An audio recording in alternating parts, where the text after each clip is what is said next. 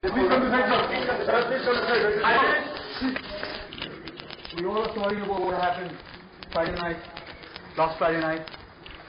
I'm here to inform you about what happened.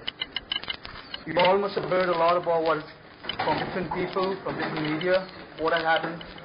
I'm one of the witnesses, the survivors of that incident, and I'm going to tell you in detail about what happened. I reached the Royal Palace at about 7:45 p.m. In the car with me was my late father-in-law, Prince Dhirendra, my wife, Princess Pooja, my two sister-in-laws, Princess Jalasha and Princess Sutashma. This is the porch. We parked the car here. We went in. This is where Her Majesty Queen Mother and Princess Dhirendra sitting. We paid our respects and we came here. At about this time, the then Crown Prince, Prince Dipendra, was also present. We all segregated in different groups because we are all of different generations. We just segregated in different groups and we just sitting and talking.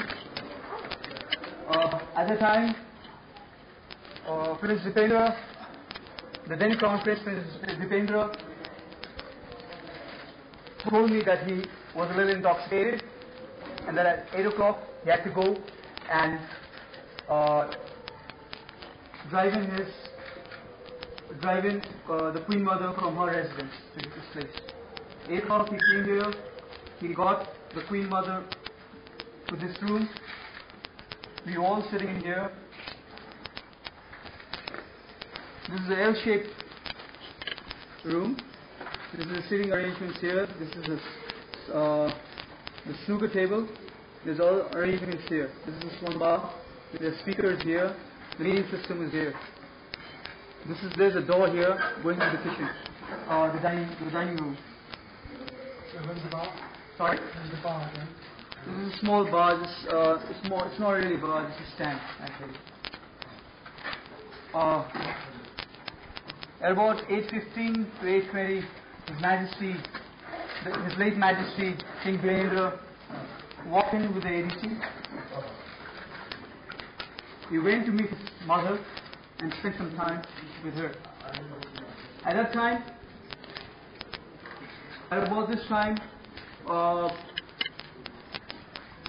the late Crown Prince started to really appear that he was really intoxicated and drunk. He started to fall down everywhere, stammer, and at that time, because this is a family gathering, we thought it best that we escort him up to his room.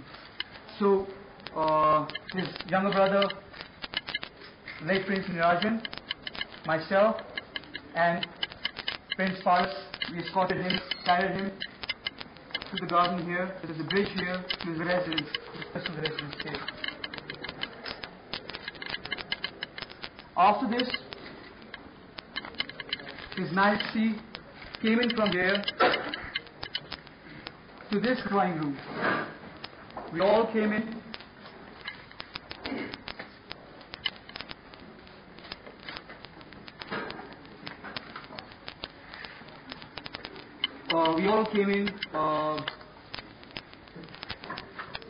And then just moved away in different places at a time. His Majesty was standing here. Sorry? Yeah.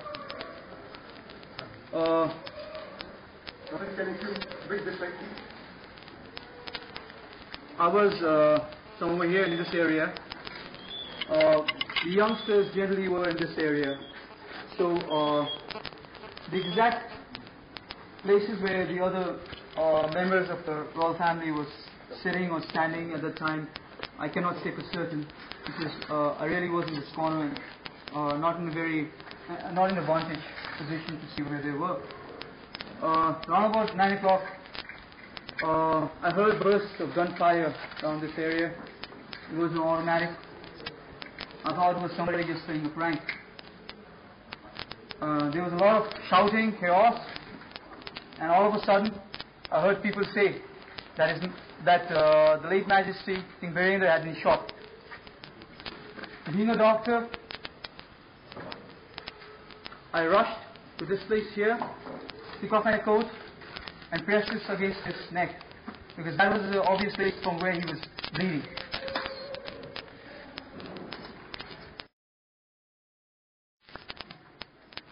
His late Majesty told me that he had been shot in the stomach as well, and I told him that not to worry about it at the moment, because stopping the bleeding was more vital importance at that time. After shooting, the then Crown Prince Dipendra, he went out. I did not see the initial shooting. I did not see him go out. He was here, lying down on the floor. I was with him here. Princess Shahi, his younger sister, she was by the side here too. All of a sudden, the then Crown Prince Dipendra, he walked in. My father-in-law, the late Prince Dhirendra, he tried to intervene. At this point, he was shot at point-blank range on his chest. He landed at this place here. At about this time, he started to go wild and start shooting whoever came in front of him. Princess Sharda, I'm not too sure about the where everybody was, because it was such a blur, and with all the shooting, because initially I was here, so I can't be sure exactly where everybody was, but this is what I think it was. I think Princess Sharda and her husband Kumar Kharka, they were shot at about this site here. Kumar Gorak, a husband of late Princess Shruti and son-in-law of late His Majesty, was at this place here. He was shot in the chest. He came to my side here and told me that he's been shot.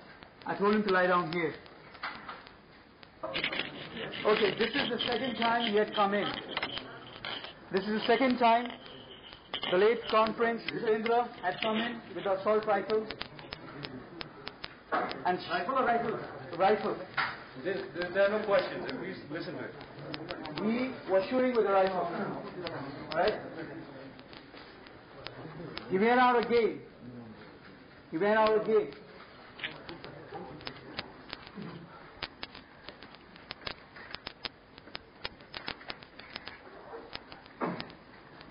No, I'm sorry. When he came in the second time, when I was with His Majesty, he shot Prince Dhirendra, his sister, his uncle and aunties, his brother-in-law who came here. Keep your mic away, please. All right. Hello, just keep your mic away. Then he went out again. He came in again then. And as he came in, he started shooting. Before he came in, Princess Shruti, husband of wife of Kumar Gorak, had moved by his side to inquire about his health and maybe to help him. When he came in this time, he shot at Princess Shobha, Princess Shruti, His Majesty again, and about this time I jumped to the side to save myself.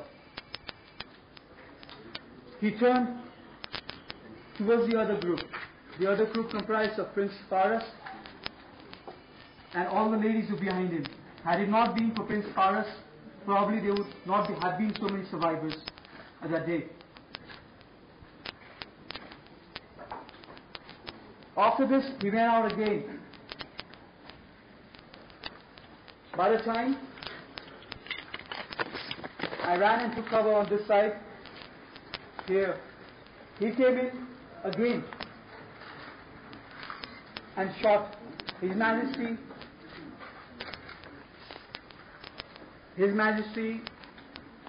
late Princess Shruti, Kumar Gorak, Kumar Kharkar, Princess Sharda at point blank ranges again.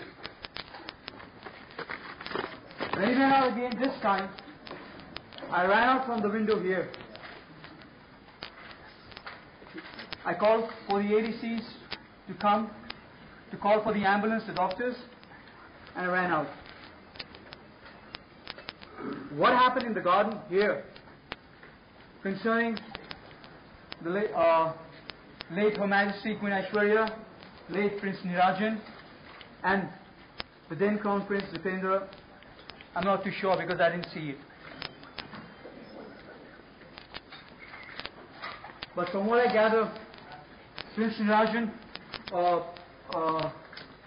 Her late Majesty Queen Aishwarya went to confront him about what he did. And Prince Nirajan, knowing the condition his brother was in, tried to save her and came in between his mother and his elder brother. He was shot on the back. He had numerous gunshot wounds. I did not see his body in proper, so I can't tell you in detail where all exactly the bullet shots were. After that, the then Crown Prince Dipendra shot himself on the bridge here. By the time I had gone out, I came here to the army hospital to prepare the people here. At about the same time, His late Majesty King Birendra was brought here.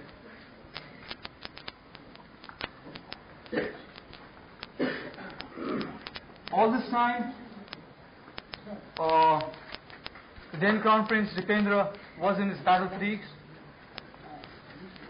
was wielding an assault rifle at different times, an M16 at times, an HK, and an MP5 I think.